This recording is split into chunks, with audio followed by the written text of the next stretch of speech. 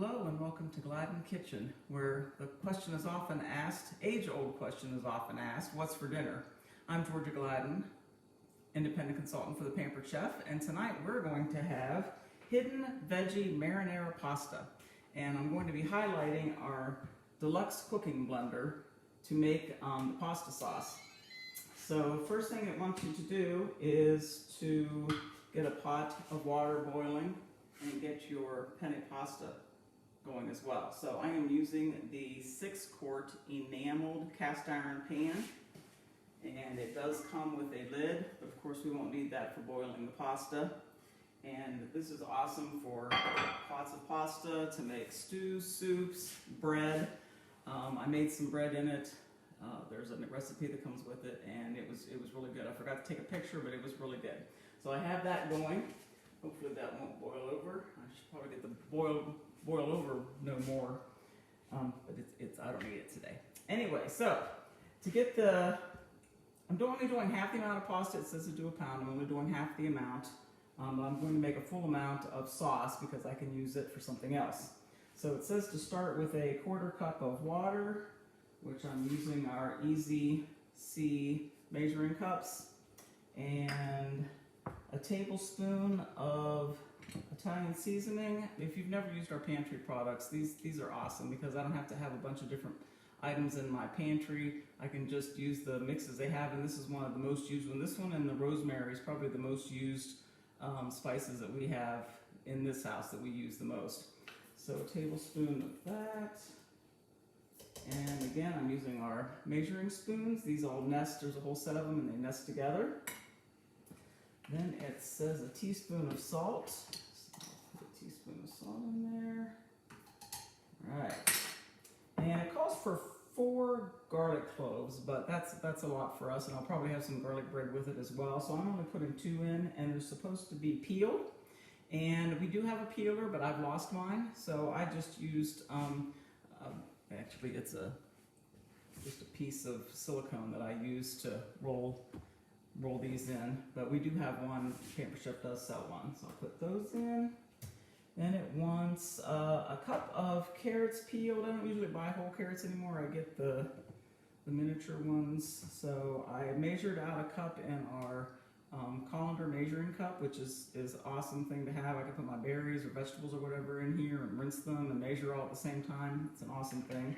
I've already chopped up most of them. Probably wouldn't need to chop these too much, but it does want them cut into chunks, so I'm just going to use a chopper and chop them up a little bit there and add these in.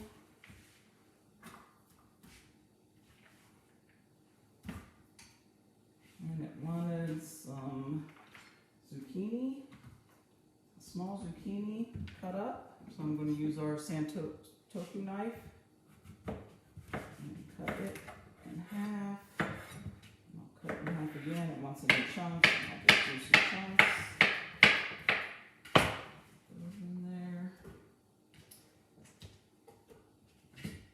This is actually one of our older knives. These have a lifetime warranty, so I do have the new set. I just haven't opened them yet because these have been great. So didn't see any reason to get rid of these. And I'm putting all this on one of our flexible mats, which is very handy. They come in a set of 3, and there's different colors to use for different items like vegetables and meats, that sort of thing. So I got that in there. Then after I put all that together, it says to put the lid on. Already got it turned on. This one has an on-off switch back here. I'll put the lid on and get it locked. And this flashes. And you can do smoothies, alternate milk, rind, soups, heated puree, jams, or sauces. And then there's also a self-wash mode, which is just awesome. This will get up to 212 degrees, I think. Something like that. It actually cooks. So I've got it set to, you turn this knob to change the settings. I have it set to heated puree. It will be a little loud, and I'll get it started. You push the button to start.